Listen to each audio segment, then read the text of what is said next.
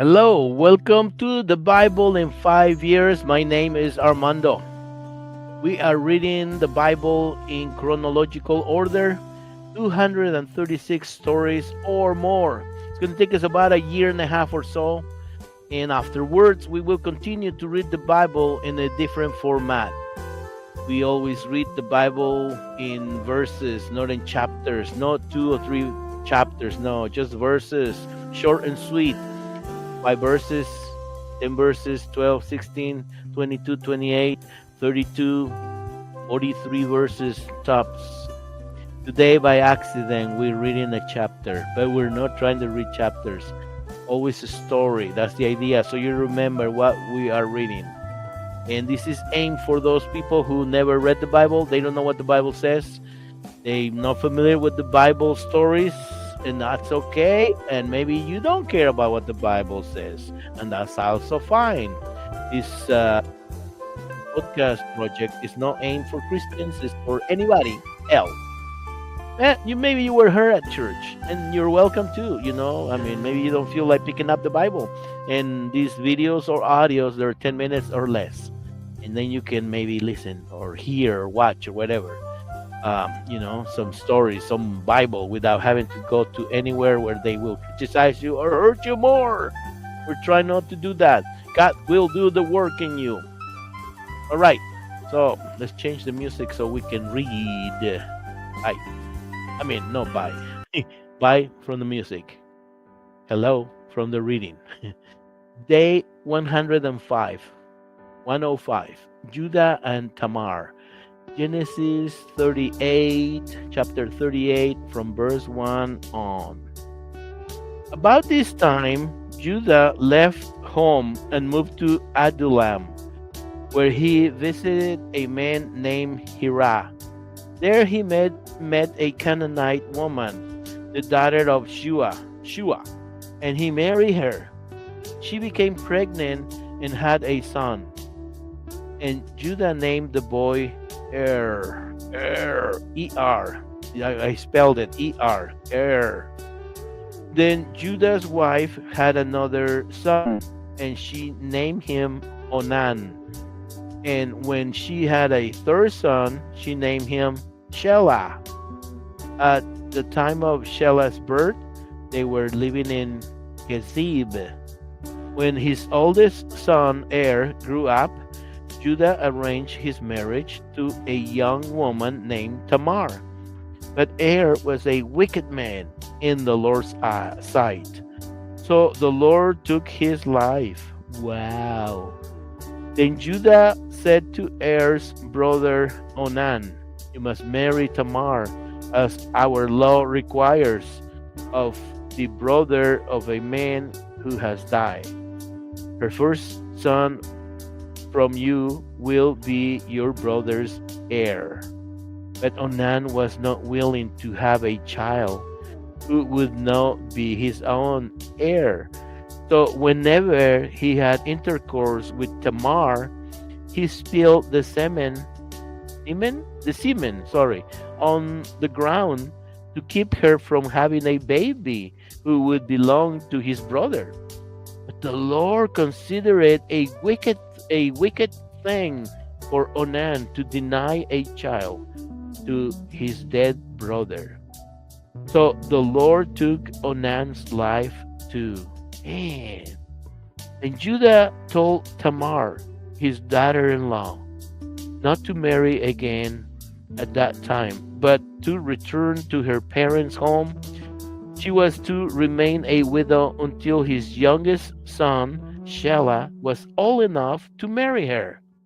But Judah didn't really intend to do this because he was afraid Shelah would also die, like his two brothers. So Tamar went home to her parents. In the course of time, Judah's wife died. After the time of mourning was over, Judah and his friend Hira, the Adullamite, went to Timnah to supervise the shearing of his sheep. Someone told Tamar that her father-in-law had left for the sheep shearing at Timnah. Tamar was aware that Shelah had grown up, but they had not called her to come and marry him. So she changed out of her widow's clothing and covered herself with a veil to disguise herself. Then she sat beside the road at the entrance to the village of Enaim, which is on the way to Timnah. Judah noticed her as he went by and thought she was a prostitute, since her face was veiled. So he stopped and propositioned her to sleep with him, not realizing that she was his own daughter in law. How much will you pay me? Tamar asked. I will send you a young goat from my flock, Judah promised. What pledge will you give me so I can be sure you will send it? She asked. Well, what do you want? He inquired. She replied, I want your identification seal, your cord, and the walking stick you are carrying. So Judah gave these items to her. She then let him sleep with her. And she became pregnant. Oh my, the plot thickens. Afterward, she went home, took off her veil, and put on her widow's clothing as usual. Judah asked his friend Hira the Adullamite to take the young goat back to her and to pick up the pledges he had given her. But Hira couldn't find her. So he asked the men who lived there, where can I find the prostitute who was sitting beside the road at the entrance to the village? We have never had a prostitute here, they replied.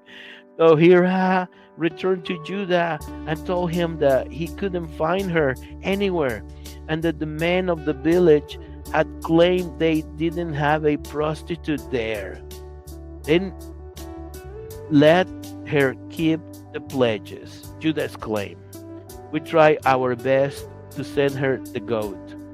We'd be the laughing stock of the village if we went back again.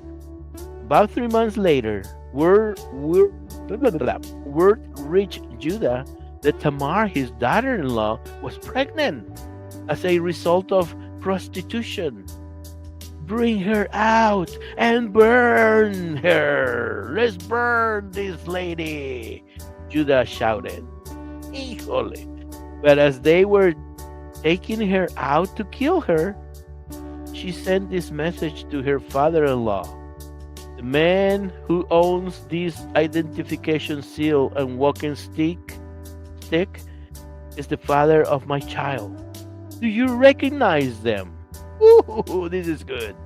Judah admitted that they were his and said, she is more in the right than I am, because I didn't keep my promise to let her marry my son Shelah. But Judah never slept with Tamar again.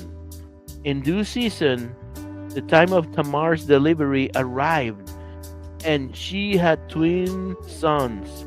As they were being born, one of them reached out his hand, and the midwife tied a scarlet thread around the wrist of the child who appeared first, saying, this one came out first.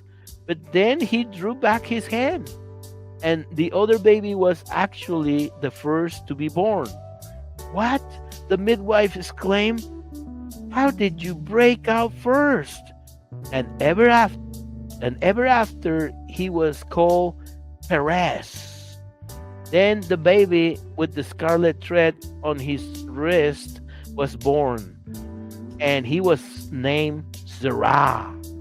Zerah. No, I don't know. I'm just saying that. Man, what a story. The father-in-law who sleeps with his daughter-in-law, and she was more righteous than him because she was waiting with the widow's clothing, and he didn't want to give his son away because he was afraid that he might die like the other two. But Yeah. What about that? Maybe we find out later on in different episode what happened to all this situation. I better stop talking because I don't want to go over too long. It's already 10 minutes and 9 seconds.